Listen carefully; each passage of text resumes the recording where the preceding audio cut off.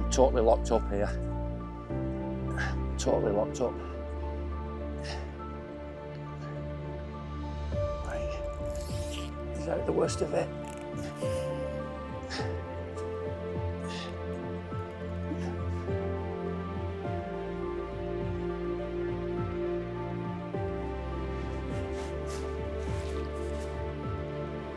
It was always going to be a tough day, mate.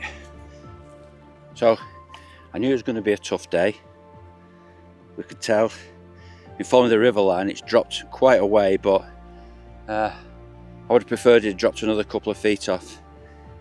But it was always going to be tough. But you know, if you persevere, you can catch these. This is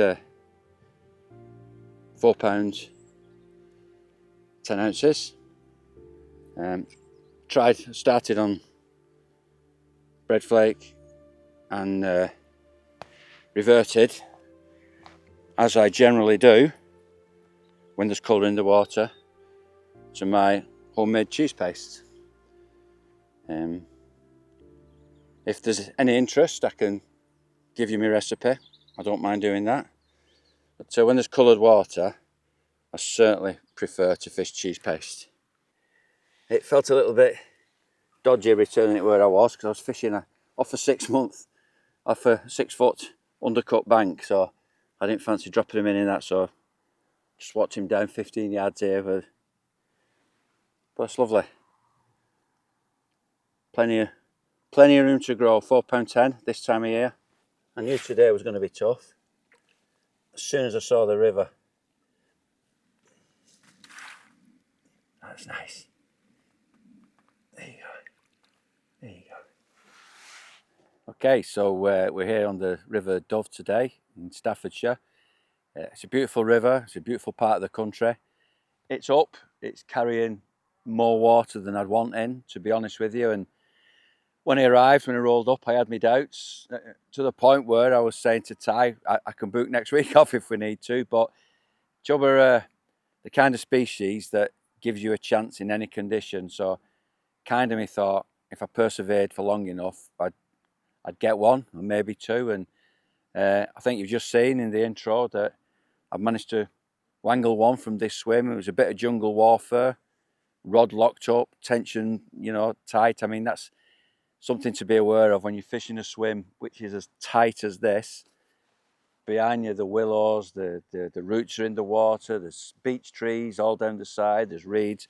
You've got to trust your tattles. So what I do is I just screw my clutch all the way down. So I'm not giving it an inch of line, literally, until it's wallowing just short of the net. So a tip to start off with, jungle warfare, give it no line. Well, this stretch is run by Stoke-on-Trent Angling Society. It's just in an area called Fold. They've got 2 or 3 stretches similar to this, so you know, yeah, it's a nice water. It's a nice part of the country, and hopefully today I'm going to tell you a little bit about chub fishing and why I love fishing for them so much. So I suppose a lot of anglers get asked this question: if you could only fish for one fish, what would it be? And for me, it's a really, really tough question, almost an impossible question to answer, because as we move into winter, autumn, winter, I get my pike head on. You know, I love fishing for big pike. Something about winter mornings, you know, dark nights drawing in. Also, you know, zander, perch, fantastic predators. I love fishing for them. But also, my mind starts wandering to chub. The banks of the rivers have been full through summer of anglers targeting barbel, and as you get the first floods and the first frosts, the numbers of anglers starts to diminish, and that's when I like it. I like to get on the water with you. I'm the only person on this stretch today, and you know, you can walk miles of river with just a chub rod and small bag and cover miles of water and give yourself a great chance of catching some good fish. But again, yeah, chub, yeah, you can catch them through summer, spring. You know, I've caught them on lures. I've caught them free lining slugs in summer, which is again is great fun. Fishing a chub afloat and fishing bread mash through summer again. You know, so they really are a fish for all seasons. And as I said at the start, you know, we got some pretty torrid conditions today, but we've managed to wangle one out. And hopefully, after I've had a chat to you, I'm gonna have another hour or so and see if I can get one or two more. It always gives you a chance. So why chub, and why did I fall in love with chub? Well, bizarrely enough, the first chub I ever caught was actually from a canal. There's a small canal near where I live, and it's actually blocked at each end. It's an old dead arm, I think, and the club that ran it stocked a few chub. And listen, I'm going back now 30 years, maybe even 40 years, because I was at school at the time, and we used to dig out wasp grub. Me and a friend of mine, we used to. You wouldn't do it now, and please don't do this at all. And we used to find a wasp's nest, build a fire around it, smoke them out, go in with a spade each and a trowel, get what we could, suffer a few stings, and run home with the wasp grub and the wasp cake. And that was always a really good bait for chub. And we went to this canal this day with a couple of my mates and from school, and there's a couple of fish I kept seeing on the surface. And what I noticed about them is they had this white mouth and a black tail, and they were only, I don't know, 10 ounce maybe. I started flicking a few of these wasp grubs at them, and I saw them going down and chasing it. And if I'm honest, I didn't know what they were. I thought they were roach or something. And eventually one of them chased me grub down. I was fishing a grub on the bottom under a float. My float slid away. I caught my first ever chub, and it was really nice to see. As I say, only about 10 ounce, and I wanted more of them. I wanted more and more of these fish. So as I got a bit older and I got a car, and my brother got a car, my friends got a car, we started travelling a little bit. And the closest river, maybe, is a toss up, I suppose, between the Dane and the Ribble. But we started on the Dane, which is a small river, maybe even smaller than this, an intimate river, very, very similar to the Dove. And we started fishing for chub on there. And my methods, I'll talk you through today about my methods from catching the small chub, that first chub on the canal, to a huge chub of over 8 pounds I caught at Kingsway on the River Lee. And the thing about it is my tactics haven't changed that much. Yeah, sometimes you change your feed, your hooklinks, but it's still the same, you know, quiver tip, Avon style rod, 6 pound line, cheese, breads, bait, you know. So it's a chub that, it's a species that your tactics don't need to be constantly changing. It works from venue to venue. And that was a lesson I learned actually on Kingsway, which I'll get to later. But yeah, we used to go down to the Dove. It's very similar to this, you know, fishing snags. So I suppose when I first started, though, I used to fish more open water, as you saw people doing for Barbel, and I caught a few. But it soon became apparent that the closer to the snags you went, the more fish you caught, or the creases, and that was perhaps the biggest and quickest lesson about chub fishing that I learned. That it can work, but generally I don't bait and wait for chub. I go after them. I don't wait for them to come to me. I use watercraft to tell me where I think they'll be, and then I go in after them. And to be fair, I think that's what most successful chub anglers do. So yeah, we'd fish on the Dove, the Dane, sorry, and I was catching 2 pound chub and 3 pound chub, and I always wanted to catch a 4. And after a few years of trying, I didn't have one. I think I had 3.15, 3.14, that kind of stuff. And I moved away. This is still quite a while ago, and the next Ribble, the next river close to my house was the Ribble. That's such a totally different river. You know, on average 30 yards across. Some areas we're fishing with 60 yards across. So a real change to the mentality.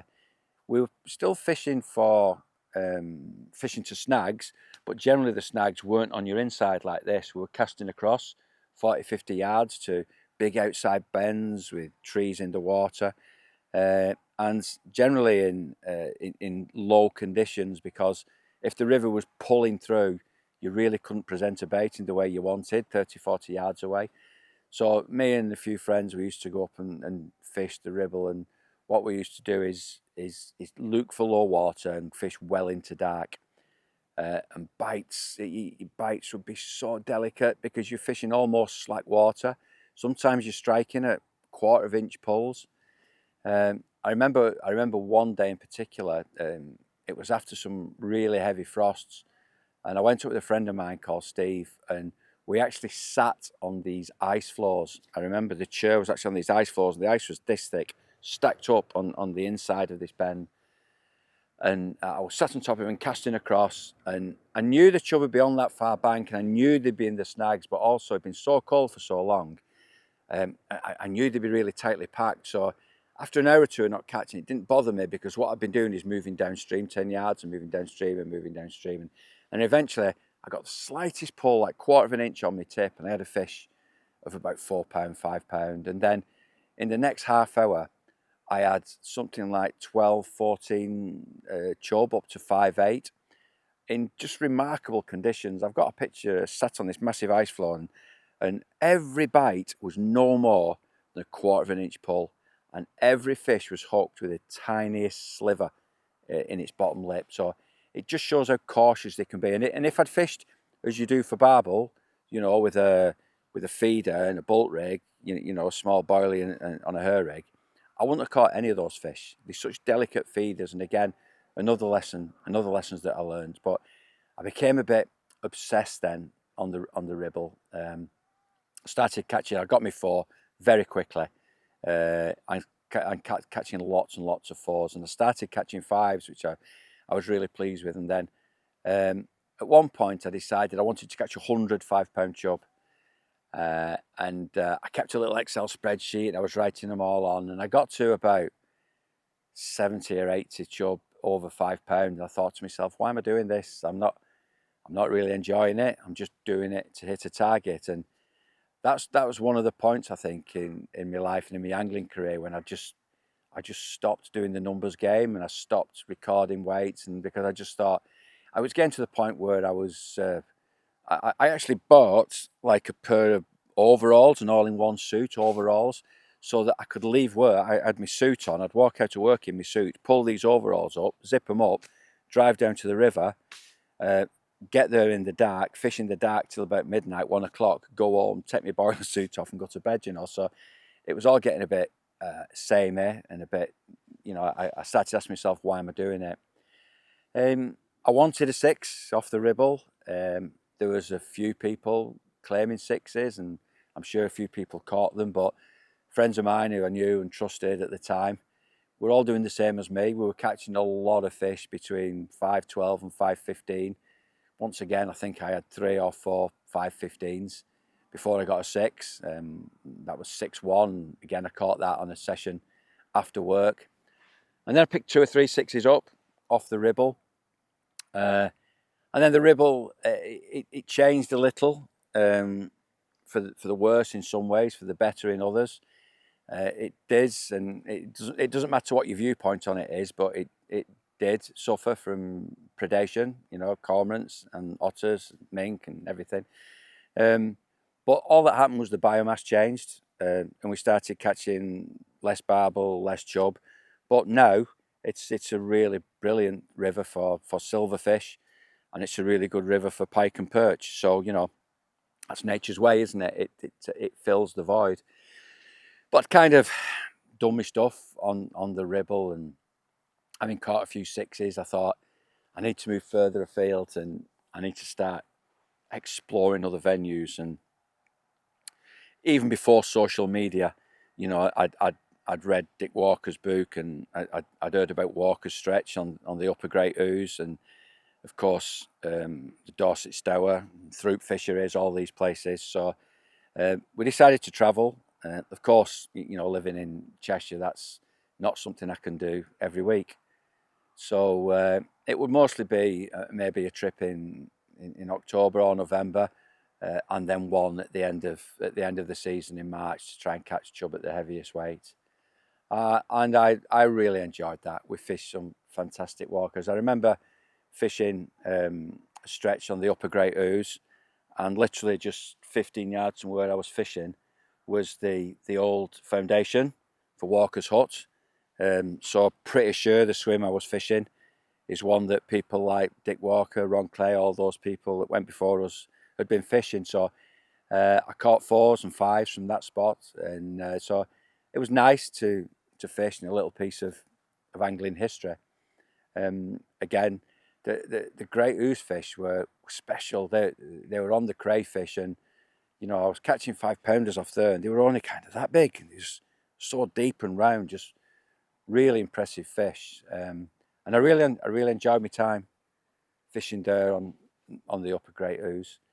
And my tactics there were very similar to here. You know, move in, rove in, fishing the snags, same baits.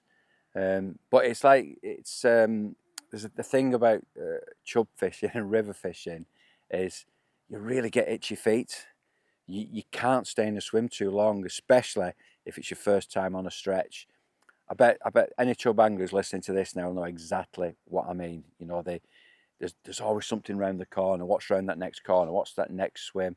And it's even worse if you're fishing it with a mate, because your mate's going ahead of you and you think, what's he found that I've not? And you almost spend not quite enough time in the swim you're in case your mate moves, you know, a little bit further up and gets to a swim before you. But, you know, it's good fun. And we did a lot of that on the upper Severn as well. You know, I spent a lot of time serving my chub fishing apprenticeship, if you like, on the upper Severn, and I think that's where I found out a lot about floodwater fishing.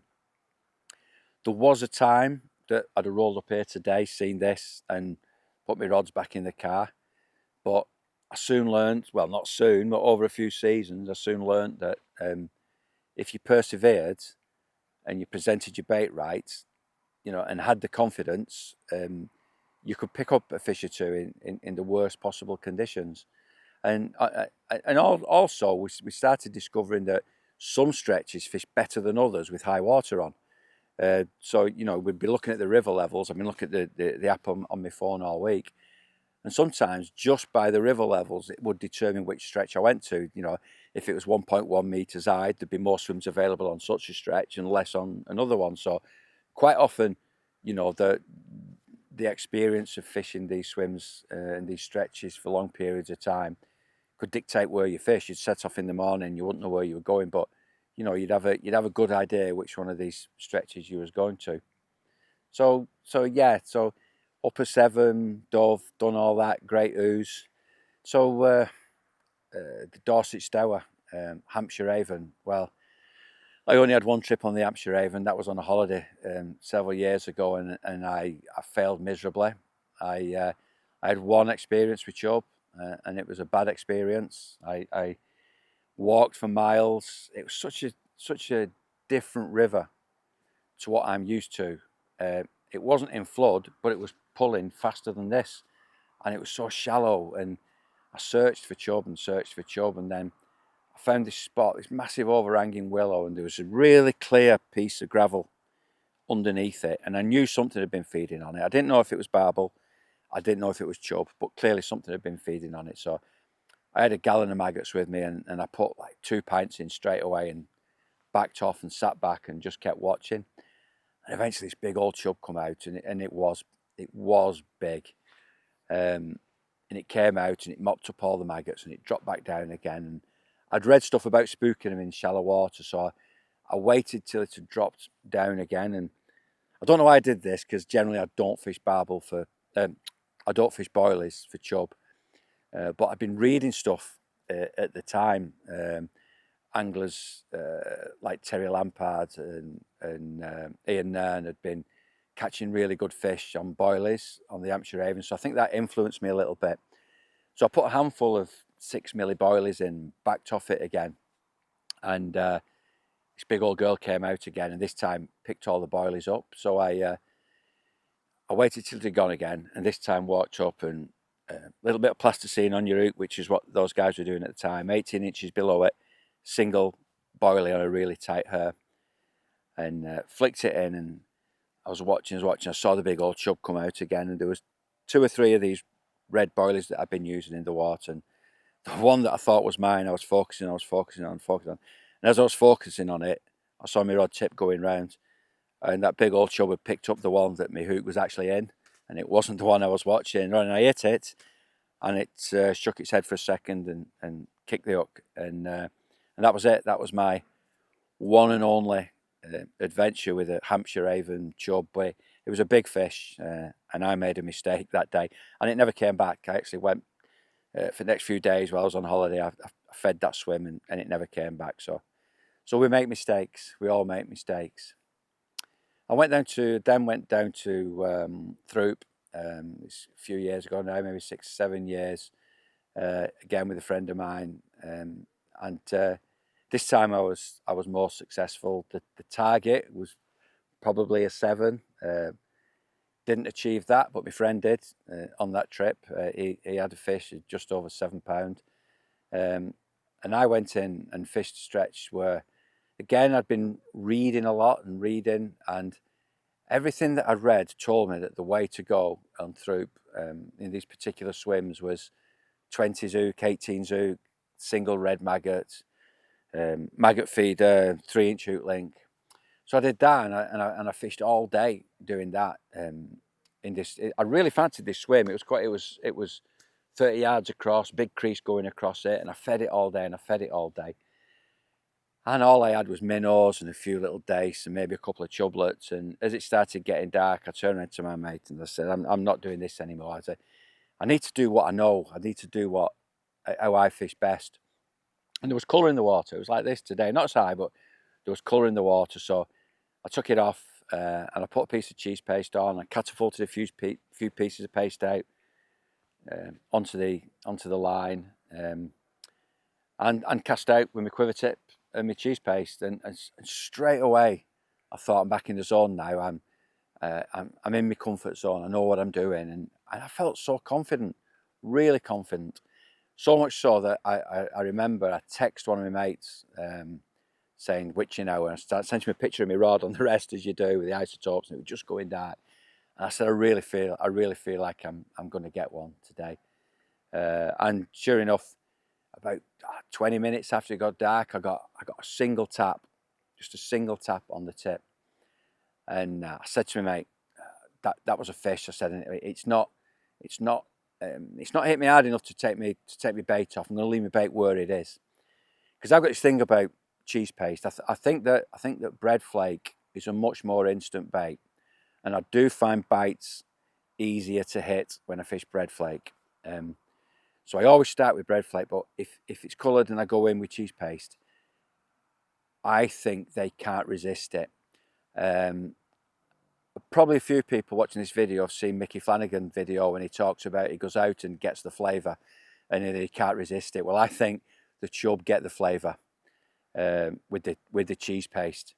And this chub had a little nibble, and I said to my mate, it will come back. I know it will come back. And I sat there, rod in hand, watching the tip, and I waited maybe another 20 minutes or so. Sure enough, little tap, and it pulled round and I hit it. And I thought, right, this is a proper one. I could tell it was a good fish. Anyway, long story short, we get him in the net. I thought it might go 7, but it didn't. It was 6:14, I think it was, but a personal best, and made the trip, really worthwhile. So really, really pleased with that. I've upped my fish now. How can I do that? How can I beat that? So came back another couple of years. We had another couple of 6s, and then maybe, I can't remember when it was now, maybe 4 or 5 years ago, started reading about Kingswear on the Ribble Lee, and someone I know had a 7.14, and 7 was my target, obviously, and I couldn't even comprehend what a 7.14 would look like. So I went down, phoned the guy who owned it, made arrangements to go down. Drove down there. It's a long way for me, so it was going to be a 2 full days fishing. But we got there the night before. I got there a little bit earlier, and there's no night fishing on the stretch we was on. But when he arrived, the chap says, well, you've got an hour of daylight if you want to go and have a go. So I walked out, and again, this is where I could kick myself. I'd been reading a lot, and the fish that had come out were coming out to small boilie on like a 1.5 ounce lead and an Avon style rod. So I went up the night before and fished like that. I had one rod fishing like that, and almost as soon as I cast in, I thought, what am I doing? This isn't me. This isn't how I chub fish. I need to change this. And I was kind of too late. I was committed. It was the dark was falling on around us. So I thought I'll carry on as I'm doing. But the swim that I chose was perfect. There was nothing wrong with the swim. It was flowing left to right. There was a massive fallen tree on my left-hand side, and there was no pegs above me, which meant I had a lot of water here. Below me, the next swim along, a willow had fallen into it, so there was no one could go in there, and all the far bank was like this. It was all like solid willows. So I had a piece of water there which was about, I don't know, 60 yards long, where no other angler could fish. And I had this beautiful crease coming off my inside line, which went and to a tree that was overhanging in the water. I can't remember what the tree was, willow or an alder or something like that. But it was all perfectly positioned for the way I like fishing, with a quiver tip. So just before it went dark, I made my mind up what I was going to do. I took my rod up, the Avon rod, and I got my cheese paste, my trusty cheese paste, and much like I'm going to do now, because I am going to have a fish when we finish this. I put a few pieces in like this the night before, maybe half a dozen big pieces, just to give them a taste all around the swim. And I thought, I missed with that one, didn't I? And I thought to myself, I might not catch tonight, but there's 60 yards of river here, and those fish will come round. There you go. Those fish will come round at some point in the night. They'll smell that bait. And the plan was that hopefully there'd be one in and around the swim by the time I got there in the morning. So I packed the rods in, went back home, stopped in this accommodation, and set up my quiver tip rod. The only difference I changed was I always fish with £6 main line, but I upped it to £8 line because, well, you know, it's a water that does £7 chub. Plus, I knew the swimmer was fishing. I'd quite a snag on it, and as you've probably seen with me here today, and hopefully you'll see a bit later, you know, I play my fish really hard, and I thought if I do hook a 7, I don't want to lose it. I don't want to lose it in the snag. So came down. I couldn't sleep. Couldn't sleep that night. I was so excited to come and fish the following day, especially in a method that I knew I wanted to do. And it was actually, it was either the third, I think something like the 13th of March. So it was the last day of the season, or the next to last day of the season. And couldn't sleep. Woke up 2 hours before it got light. Walked down to the river. Met with Andy. Went into my chosen swim. Thought about putting some more bait in, then decided not to, because I thought let's see if anything's picked up the paste that I put in last night. So I put a piece of cheese paste on, flicked it out. It didn't go far enough, I remember that, so I went it straight in. I didn't fish that one. Flicked it out a bit further. Perfect. I saw it come round. So it was my second swing, but really my first cast, and it came round under the tree. And I sat down, got myself comfortable, and I thought, nice, I'm fishing maybe one of the best stretches of Chub River in the country. Last day of season, next to last day of season, they're going to be the heaviest weight. If I get one, I get one. If I don't, you know, I'll have a lovely day. I'm in the right zone. And as I was thinking that, I always fish with my index finger curled over the line. I felt and saw at the same time a single tap. Now, I mentioned before about a tap and knowing that fish will come back. From my experience and what I told Kingsway, doesn't do many 1 and 2 pound chub. At that time of year, there's not many chub up there, but what they are good. And I knew that bite was a chub. I could feel it was a chub. So suddenly all my senses were just tingling. And of course, next thing I did was look round for snags. You know, is my strike going to be okay? Can I get it into there? What's it going to do if it you know, goes back downstream into that? But I was tense. I knew something was going to happen.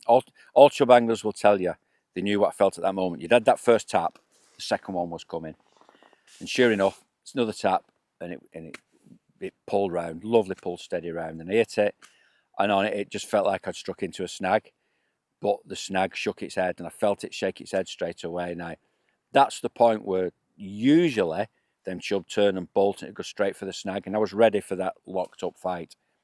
Well, this one didn't. It just like swam out into mid-river and just held in mid-river. So for a moment or two, I thought, oh, maybe I've got a barbel that doesn't know it's hooked. But then I thought, yeah, where it was and cheese paste and the bite and everything, I thought this feels like chub. And then when it was in mid-river, I tried to move it, and I realised that, well, I thought it was snagged, but it wasn't snagged. It was just holding bottom, and it was this same rod actually, and I leant into it as much as I could, and I thought it had got me some streamer weed, and then I just noticed my tip just moving back, and I thought, oh no, it's not snagged, it's just really heavy. So anyway, it started moving upstream. This fish started moving upstream, and I was really nervous. You know, my knees were banging together. I could feel heart in my chest. I could hardly breathe. And all of a sudden, this back came up about 10 yards from me, and it was like a breeze block, big black back like that. I knew it was a chub. Went down again.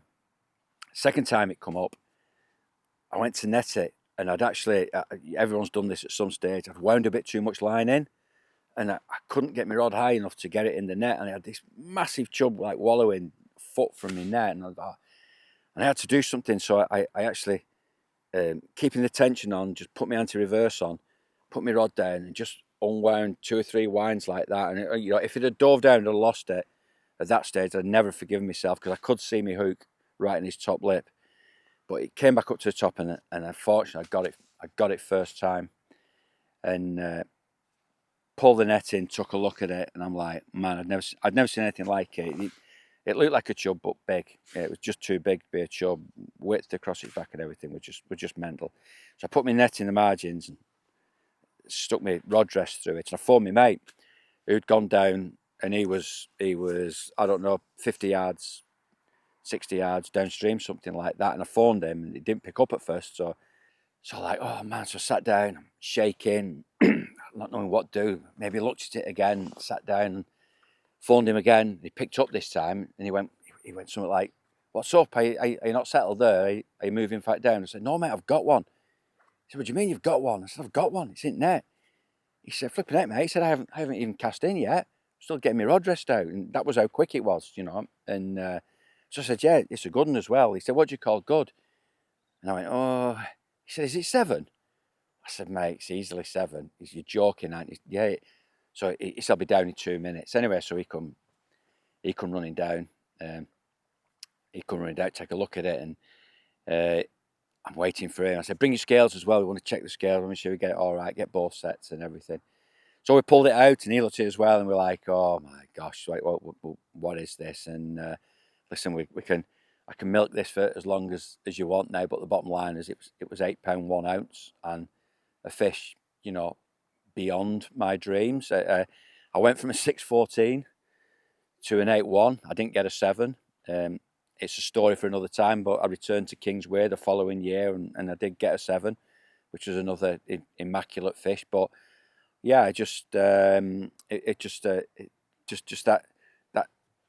whole history of my chub fishing, from catching a little 10 ounce, 8-10 ounce thing on a stocked canal, all the way to a Kingsway Leviathan, you know, a fish that I could only dream about. I feel privileged beyond what you could imagine to have caught an £8 chub. You know, there's a lot of better anglers than me who've tried for a lot longer and not had one, but you know, I'll take it. It was a marvellous fish, but I would still love my chub fishing even if I hadn't caught fish like that. You know, I mentioned at the start of this, places like the Dove here and the Dane and the Ribble just keep drawing me back.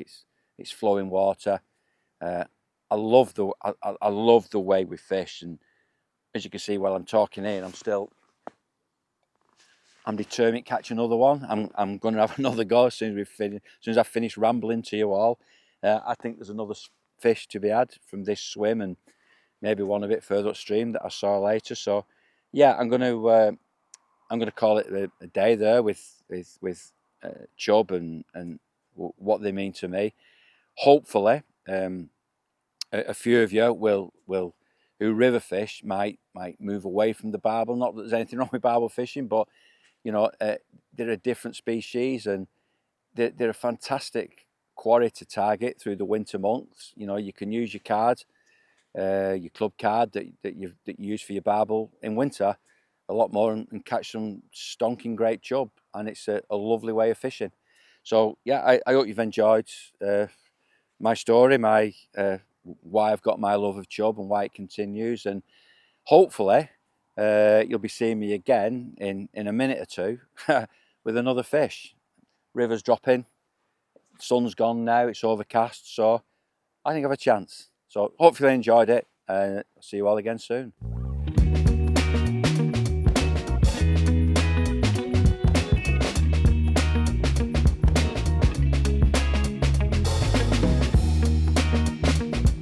Don't slack my clutch. Oh, look at the bend in the rod. Look at the bend in the rod. He's trying to get in the reeds. He's trying to get under the roots. He's trying everything. I am not slackening my clutch. It's full lock. Come on. Come on. Come on. Now he's doing what they do. He's trying to get under my feet. Right. Come on. Yes. I knew there was another one under there. I've been, for the last 20 minutes, I've been dribbling in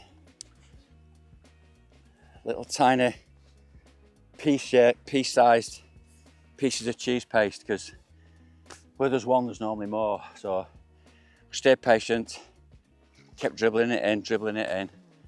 Sure enough, I got a really good pull round. Like I said before, cheese paste, when there's extra water in, there's colour in the water, it does seem to do it. But man, what a fight that was. As I mentioned, when you fish a swim like this, you cannot afford to have your clutch giving any drag at all. So before I started fishing, I locked it right up. Trust your tackle, give it everything you've got. Hopefully you could see the bend in the rod. Literally the butt was creaking. But all the time you're doing it, it's trying to get under the bank and under the bank and under the bank. So floodwater fishing, close in, jungle warfare like this, trust your tackle, screw your clutch right down. So I've just spent 20 minutes or so explaining to you why the chub is maybe my favourite fish and why I'll never get bored of chub fishing. And then you'll witness it firsthand.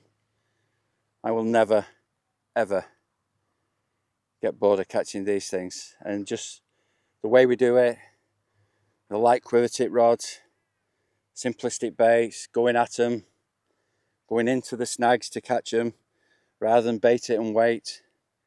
Chub are just such a fantastic quarry. And finishing off with a 5 pounder, 5 pound 1 ounce.